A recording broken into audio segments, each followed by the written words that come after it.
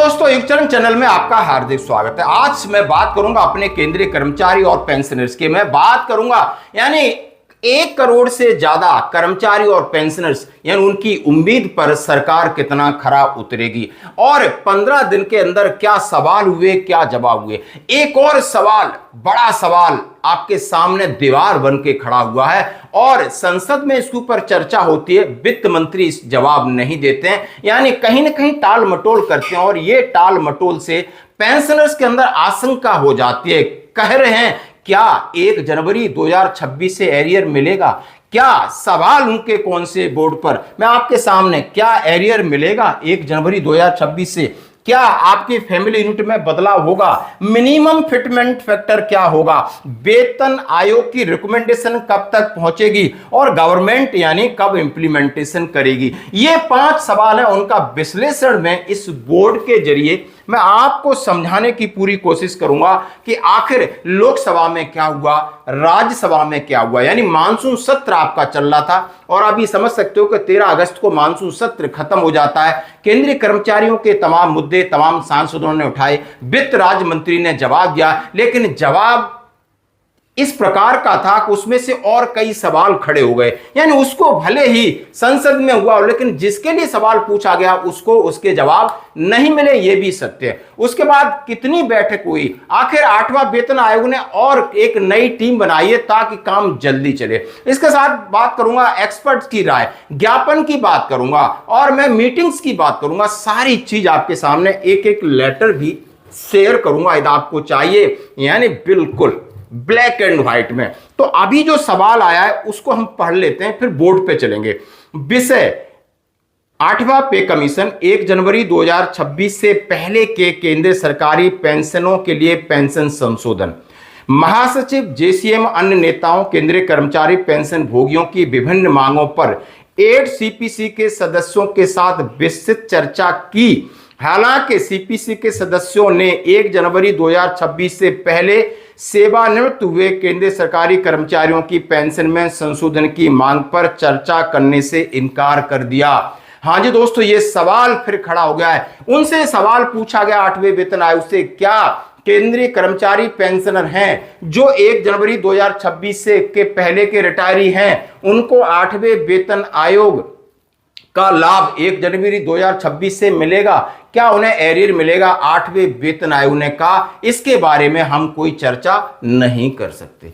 क्यों मैं कह रहा हूं आपके सामने? क्यों आप देख सकते हो जब सवाल संसद में पूछा गया था, सवाल संसद में भी दोस्तों ये पूछा गया था और पूछने वाले थे श्री वरुण चौधरी। उन्होंने कहा टोटल नंबर ऑफ मीटिंग कितनी हुई है 8th पे कमीशन में, और सीधा सीधा उनका सवाल था pensioner in view of 1 January 2026 wing the due for the revision of पे एंड पेंशन। उन्होंने कहा जो पेंशनर हैं उनका क्या रिवीजन होगा, इसके ऊपर भी द 8 सेंट्रल पे कमीशन हैज नोट्स। अब लेकिन वित्त राज्य मंत्री ने गोलमोल जवाब दिया था। यानी सारों को मैं जोड़कर आपके सामने क्यों रखना चाहता हूं कि कहीं ना कहीं सरकार ने वित्त अधिनियम बिल जो मार्च 2025 को बनाया वो कहीं ना कहीं आप समझ सकते हो ब्रह्मास्त्र है, सरकार इस्तेमाल करेगी ऐसा लग रहा है। इस अस्वीकृति से यानी 8th पे कमीशन ने जिस तरह डिनाई किया उससे एक संगठन है और जिनकी इनके AK मेहता जी हैं, महासचिव हैं, AICPPA करके संगठन है। उन्होंने कहा है 8 सीपीसी के संदर्भ शर्तों में 1 जनवरी 2026 से पहले सेवानिवृत्त हुए केंद्रीय सरकारी कर्मचारियों के पेंशन में संबोधित शामिल किया। यानी जो टर्म्स ऑफ रेफरेंस है उन्होंने इस वर्ड को शामिल ही नहीं किया है। मार्च 2025 में संसद द्वारा पारित वैलिडेशन क्लॉज को उन सभी केंद्रीय सरकारी पेंशन भोगियों पर लागू करें जो 1 जनवरी 2026 से पहले सेवानिवृत्त हुए थे। यानी उन्होंने जिस तरीके से वैलिडेशन क्लॉज है उसमें स्पष्टीकरण की मांग की है कि आपको मेंशन करना होगा कि 1 जनवरी 2026 से पहले वालों का भी फायदा उसी प्रकार होगा पेंशनर्स का। जहां दोस्तों ये बात कहीं ना कहीं विचार करने वाली है। 1 जनवरी 2026 से पहले सेवानिवृत्त हुए कर्मचारियों के साथ साथ सेवारत कर्मचारियों को पेंशन संशोधन से वंचित करना पेंशन भोगियों के संवैधानिक अधिकार का गंभीर उल्लंघन है। पेंशन संशोधन सभी के लिए एक समान चाहिए। मार्च 2025 में संसद में पारित वैलिडेशन क्लॉज को वापस लिया जाए। यानी ये सारी चिंताएं उन्होंने कहा है और साथ ही कहा आइए हम एकजुट होकर के पेंशनर के साथ हो रहे अन्याय के खिलाफ सामूहिक रूप से प्रयास करें, यानी लड़ाई लड़ें। अब ये इन्होंने जैसा कहा है, तो ये प्रश्न जो मैंने आपके सामने कहा, क्या फैमिली यूनिट में बदलाव होगा, फिटमेंट फैक्टर कितना होगा, आयोग के ये सारे सवाल के ऊपर हम बात करते हैं। किसी को भी लेटर कोई भी चाहिए आप हमसे संपर्क कर सकते हैं। आइए दोस्तों अब बात करते हैं। जैसे मैंने रखा है कि पे कमीशन एक पहेली, हाँ अब इसका नाम मैंने इसलिए रखा है कि पे कमीशन एक पहेली है। लास्ट 15 डेज में क्या हुआ आपके सामने, आपके साथ मैं साझा करना चाहूँ। सबसे पहले मैं मानसून सत्र की बात करूंगा, लोकसभा और राज्यसभा में क्या हुआ, आपके ज्ञापन की बात करूंगा, यानी मेमोरेंडम क्या क्या सबमिट हुए, उनके ऊपर क्या क्या मीटिंग्स हुई, एक्सपर्ट और मीडिया की राय, यानी आप देख सकते हो कि बहुत सारी मीडिया क्या चला रही है, एक्सपर्ट क्या कह रहे हैं इसके ऊपर, किसके ऊपर कह रहे हैं, आखिर ये फिटमेंट फैक्टर के ऊपर बात कर रहे हैं कि कितना फायदा होगा, डिमांड्स क्या है, यानी कर्मचारियों की और पेंशनर्स की डिमांड क्या है। तो आइए दोस्तों सबसे पहले हम बात करेंगे मानसून सत्र में 3 से 4 सांसदों ने 8th पे कमीशन के बारे में सवाल पूछे। जावेद अली खान है, अभी मैंने एक का जिक्र किया, डॉक्टर मन्नालाल रावत हैं, शेखर हैं, और क्वेश्चन और आंसर वित्त राज्य मंत्री ने जवाब दिए थे।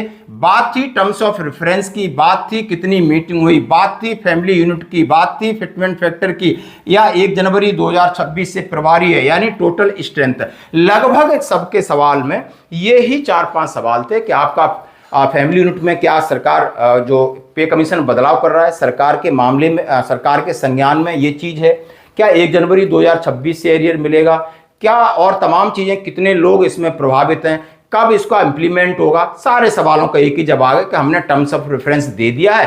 8th पे कमीशन जो आयोग क्या कर रहा है इसमें हम इंटरफेयर नहीं कर रहे हैं, जब हमारे पास रिकमेंडेशन आएगा उसके बाद हम अपना काम रखेंगे। यानी सरकार ने पल्ला झाड़ लिया, सरकार ने जितने सवाल थे इनके जो जवाब थे वो एक औपचारिक तौर पे थे, उनको हम ज्यादा गंभीर रूप से नहीं ले सकते।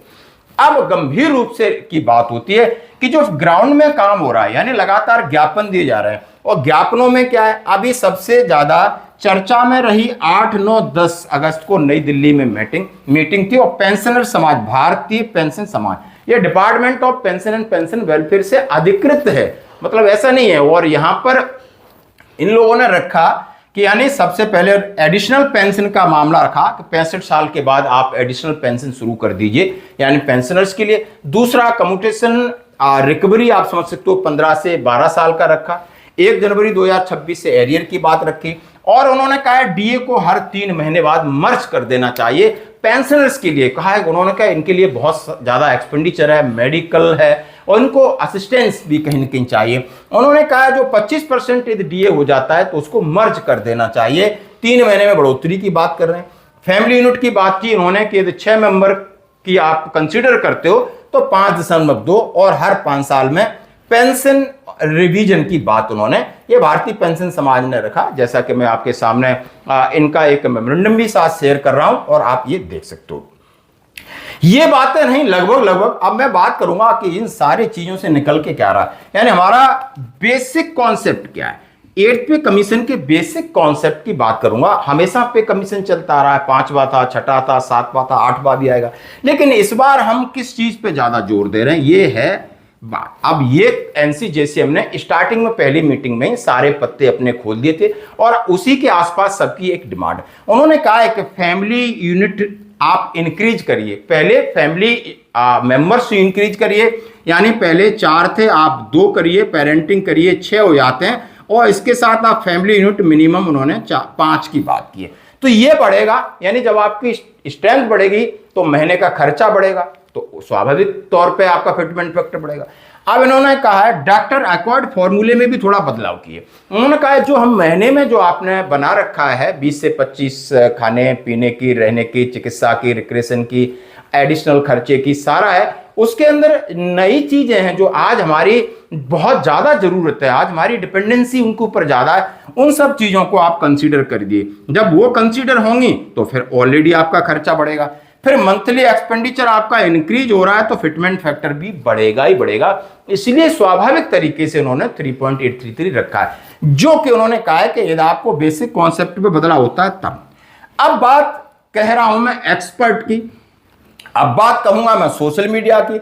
अब इनका इस तरीके का कहना है कि माना कि इस 3.833 पे जाते हैं तो सरकार इस बहुत ज्यादा बर्डन पड़ेगा। यानी उन्होंने कहा कि यदि आपका डीए 60% है 7वें वेतन आयोग का एंडिंग में, और इसको मर्ज कर दिया जाए और इस डीए के ऊपर कितने % बढ़ोतरी होगी, तो लगभग कहा जा रहा है कि आपका फिटमेंट फैक्टर मिनिमम 2.10 की बात हो रही है, यानी मिनिमम 2.10 है और मैक्सिमम हो सकता है 2.57 या 25 तक की बात कही जा रही है, जितना मीडिया एक्सपर्ट कह रहे हैं, क्योंकि सरकार शायद उतना गंभीरता से नहीं लेगी इन सब चीजों को, वो अपने हिसाब से फैमिली यूनिट भी डिसाइड करेगी, यानी रिकमेंडेशन कुछ भी जाए, लेकिन यानी गेंद सरकार के पाले में। ये लगभग इस प्रकार का चल रहा है कि यहीं पर बात बनेगी, इससे ज्यादा सरकार नहीं दे सकती है। लेकिन सरकार मिडिल क्लास की बात करती, सरकार कर्मचारियों की बात करती, सरकार इजी लाइफ की बात करती है पेंशनर्स के लिए। तो देखते हैं कि आखिर 1 करोड़ जिनकी वाजिब डिमांड है सरकार मानेगी या नहीं मानेगी। तो बाकी जहां पर 140 करोड़ का सरकार ने ठेका ले रखा है, क्या एक्चुअली सरकार उनको खिला रही है, पिला रही है, या सब लोग अपना अपना संघर्ष कर रहे हैं, ये भी देखना होगा।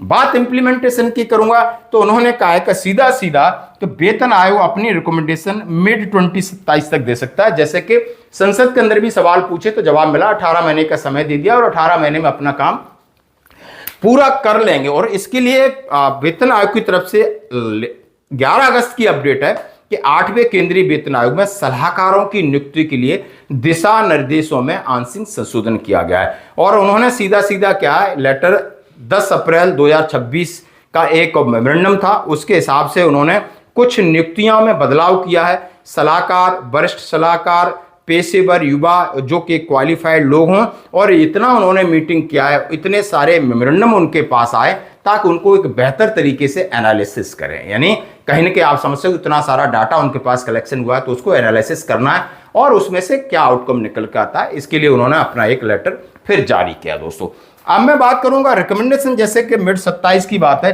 तो सरकार 6 महीना लेती, तो माना कि मैक्सिमम जनवरी 2028 तक ये रिपोर्ट यानी इंप्लीमेंट हो सकती है। लेकिन दोस्तों सवाल फिर वही है कि एरियर पेंशनर्स को शामिल होंगे या नहीं होंगे, फिट फैमिली यूनिट को सरकार कंसीडर करेगी या नहीं करेगी, फिटमेंट फैक्टर कितना होगा, यानी रिकमेंडेशन क्या जाती है और सरकार अमली जामा क्या पहनाती है, ये देखने वाली बात है। तो दोस्तों ये थी अपडेट, धन्यवाद।